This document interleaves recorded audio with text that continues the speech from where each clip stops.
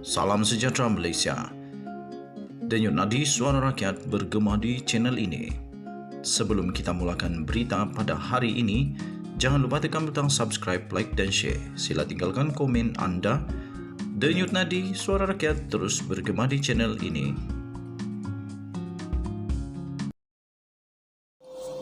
Salam sejahtera Malaysia, denyut nadi suara rakyat bergema di channel ini.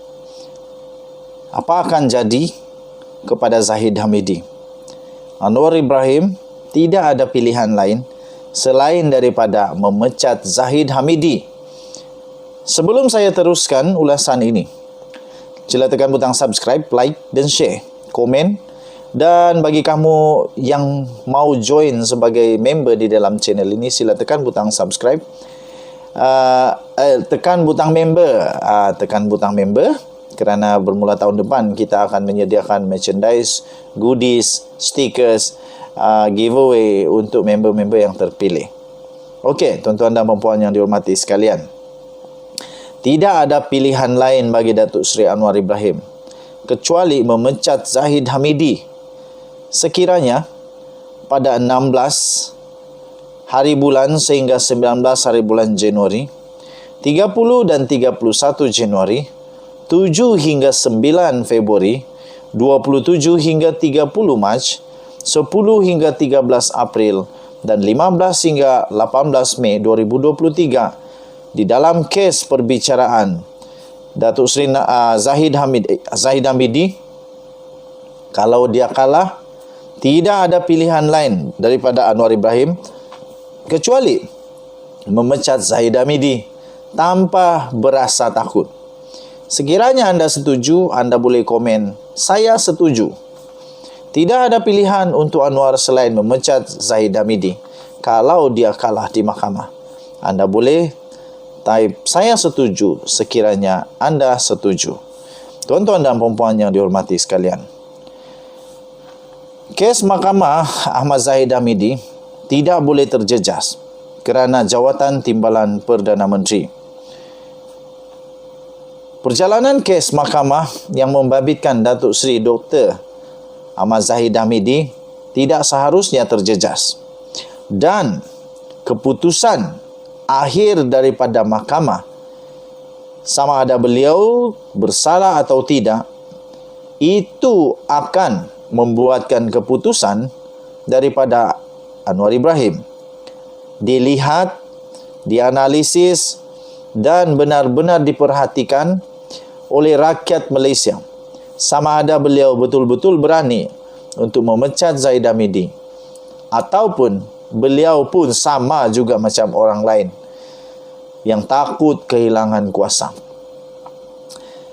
Sekiranya beliau memecat Zahid Hamidi kerana didapati bersalah di dalam kes mahkamah, rakyat akan semakin kagum, semakin hormat dan respect kepada dia.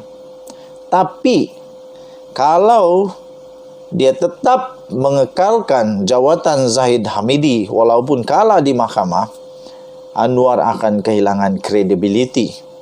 Perdana Menteri kita akan kehilangan kepercayaan daripada rakyat. Jika anda setuju, type saya setuju. Tuan-tuan dan puan, ada ramai penganalisis politik termasuklah saya.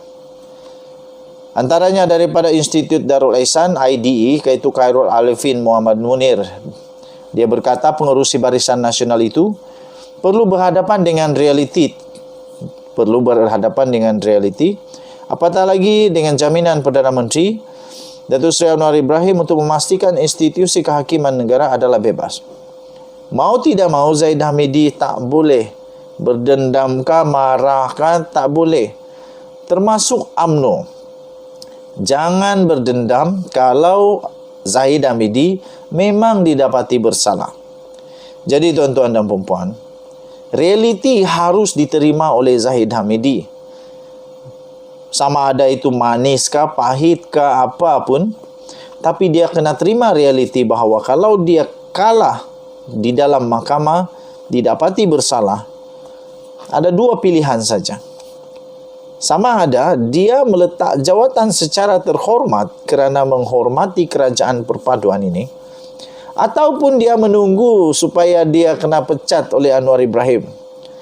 Pada pendapat saya, kalau dia kalah, lebih baik dia berundur diri sajalah.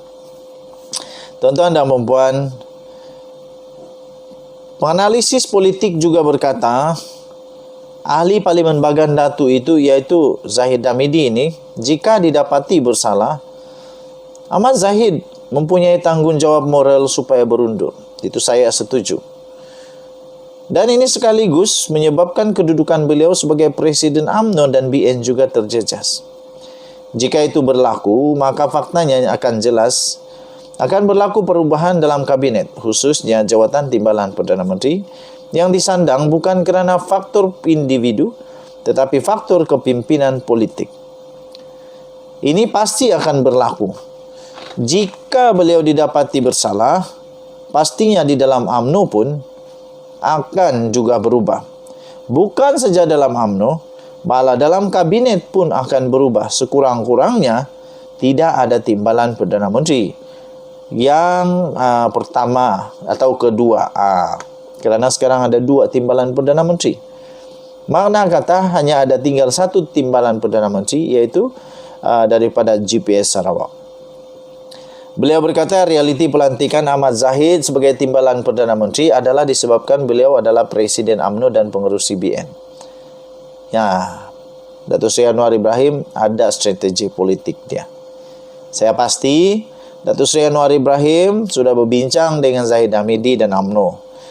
Sekiranya kalau Zahid Hamidi kalah nanti di mahkamah, mahu tidak mahu dia tetap juga kena letak jawatan ataupun dipecat. Tuan-tuan dan puan-puan yang dihormati sekalian, persoalan yang lebih besar ialah siapa mau ganti dia. Yang ini saya akan ulas pada video yang akan datang. Tuan-tuan dan puan-puan, pastinya Zahid Hamidi dalam hal ini perlu berhadapan dengan realiti dan juga pemilihan agung yang tidak lama lagi berlaku. Menjadi mungkin satu benda yang paling Zahid takut sekarang adalah kalau dia kalah, kerana dia akan kehilangan segala-galanya. Jawatan dia hilang di dalam kerajaan atau di dalam pembangkang pun dia hilang.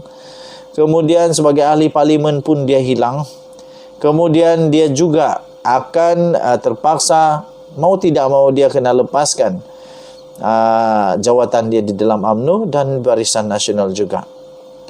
Mau tidak mau, kalaupun dia belum lagi di penjara dalam proses untuk merayu di Mahkamah Rayuan, Mahkamah Persekutuan dan sebagainya, yang saya pasti pemilihan akan tiba lebih awal daripada rayuan-rayuan itu. Mau tidak mau dia kena terima realiti bahawa dia mungkin akan kalah kerana dia sudah kalah di mahkamah. Takkanlah ahli UMNO masih mau pilih orang yang sudah kalah di mahkamah. Takkanlah ahli UMNO mau pilih juga dia yang memang sudah bakal tunggu masa saja masuk penjara. Jadi tuan-tuan dan puan-puan yang dihormati sekalian, apapun, saya tetap berharap, mendoakan semoga Dr. Ahmad Zahid Hamidi dapat keadilan yang sebaiknya di mahkamah. Saya percaya hakim-hakim yang arif lagi bijaksana akan membuat keputusan terbaik. Keputusan yang tak ada gangguan, tak ada pengaruh daripada mana-mana ahli politik kah, kuasa tangan gaib kah dan sebagainya. Saya percaya Datuk Seri Anwar Ibrahim orangnya berintegriti. Dan saya percaya badan kehakiman akan menjadi bebas. Denyut Nadi Suara Rakyat bergema di channel ini. Jangan lupa untuk tekan butang subscribe, like dan share. Kita jumpa lagi. Bye-bye.